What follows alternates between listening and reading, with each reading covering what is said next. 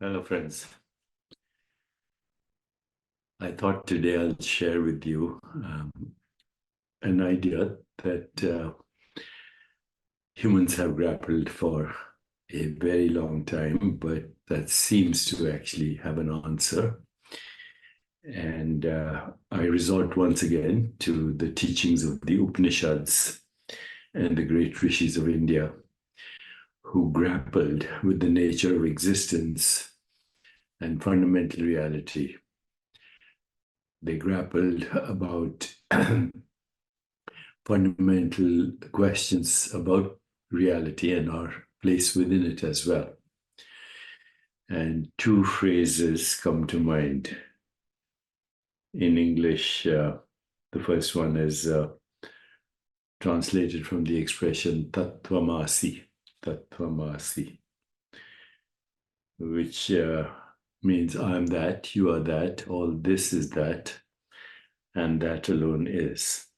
So we need to grapple what that means. The other expression is aham brahmasmi. That is, you as the matrix that appears as the universe. The matrix is all modes of knowing, all knowers, and all phenomena and forms known. And that matrix is nothing perceivable or conceivable. So let's try and grapple with that, because sometimes it feels not only stranger than we think it is, but stranger than we can think. The great teacher Nisargadatta Maharaj was known to say that you are nothing perceivable or conceivable. You are nothing perceivable or conceivable. But actually, we can go even deeper than that and assert that nothing perceivable or conceivable has inherent, independent, or permanent existence. This is obvious just by looking at the heart of everyday experience. We tend to perceive the world around us, including our own bodies and minds, as solid, enduring entities. However, this perspective argues, or the perspective I'm sharing with you, argues that such perception is ultimately an illusion. Modern science lends some credibility to this view. At the quantum level, particles flicker in and out of existence, and the seemingly solid matter is mostly empty space. I've said many times before that everything you perceive is proportionately as void as intergalactic space. And so are our bodies. Our bodies are in a constant state of flux, with cells dying and being replaced continuously. Even our thoughts and emotions are transient, arising and passing away in an endless stream of consciousness. In contrast to this ephemeral nature of perceivable phenomena, I posit, and it's not me, I'm actually repeating the assertion of some of the greatest sages. I posit and propose that only the imperceivable, inconceivable, infinite, timeless, borderless, spaceless, pure consciousness is inherently real. And this concept, of course, aligns with various philosophical and spiritual traditions that speak of an ultimate reality beyond human perception or conception.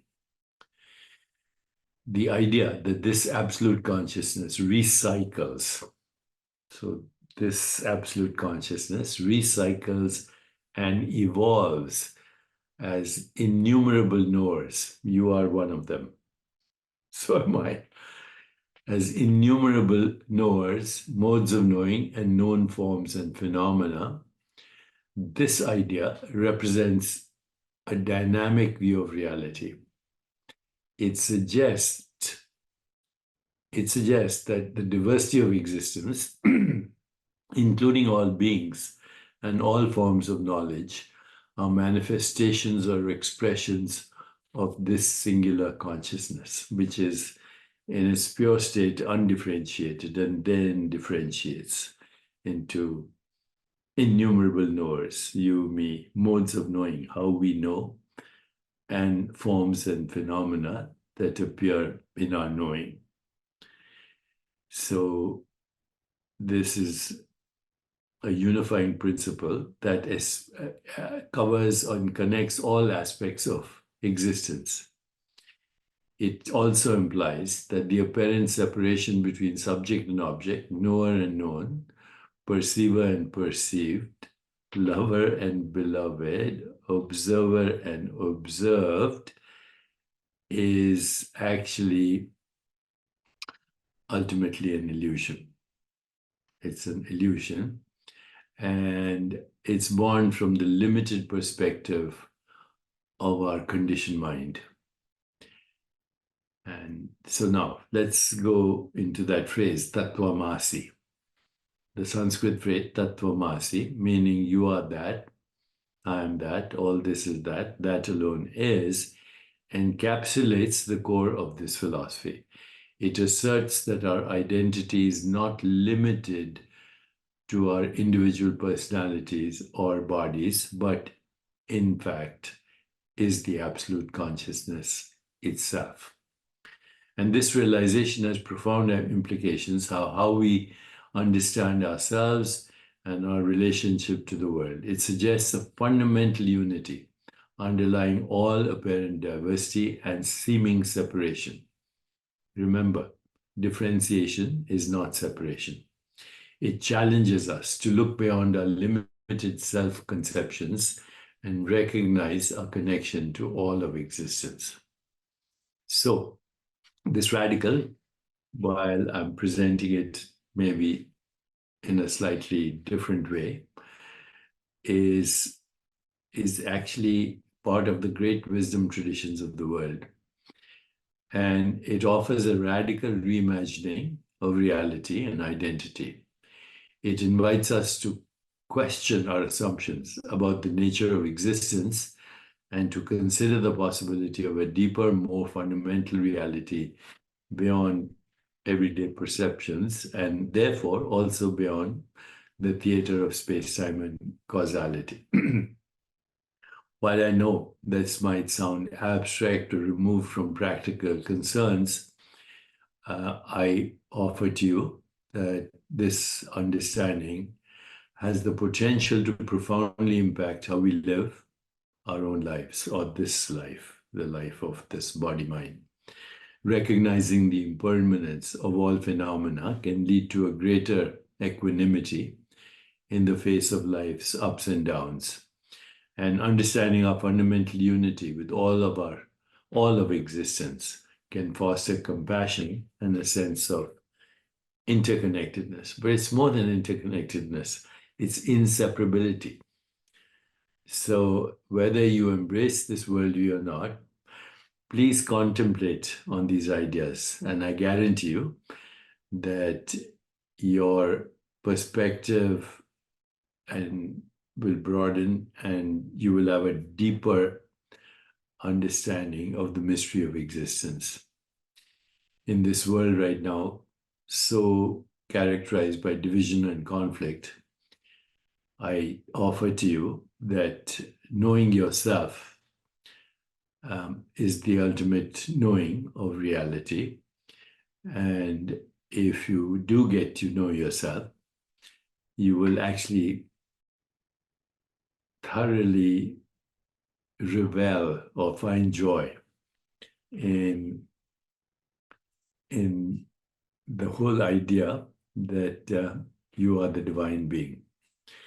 Now, having said this, and sounding so seemingly abstract, the concept of Tat Tvam Asi actually finds resonance in modern science.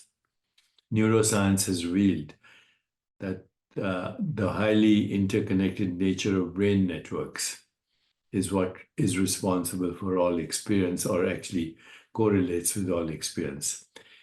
This aligns with the idea of fundamental unity that is expressed in the phrase Tat Tvam Asi, suggesting a deep interconnectedness between individuals and the universe. Self-awareness, the neural correlates of self-awareness and consciousness, are active areas of neuroscientific research right now. And so Tat Tvam Asi relates to the introspective aspect of inquiry, which encourages recognition of our true nature. I'm sure you've heard of mirror neurons, the discovery of mirror neurons, which activate both when performing an action and observing others perform it, provides a neurological basis for empathy and understanding others, but also resonates with the concept of seeing oneself in others, a key aspect of Tat Tvam Asi. And some neuroscientific studies on meditation and altered states of consciousness have explored experiences of non-dual awareness, where the perceived separation between self and the other and the universe dissolves. And this state relates closely to the ultimate realization pointed out by the phrase Tat Tvam Asi. And the brain's ability to change and adapt aligns with the idea that our sense of self is not fixed, but can expand to encompass a broader identity, as suggested with both those phrases, Aham Brahmasmi and Tat Tvam Asi. You are nothing conceivable or perceivable, but without you, there is nothing that could be called perceivable or conceivable. Share this video with others if you think it's useful to you. Also remember, Digital Dharma is out in September and will guide you with prompts how to use large language models to access great knowledge, use it as AI as a personal confidant, a friend, health coach for both physical and mental well-being, research assistant, and even more importantly, as a spiritual guide.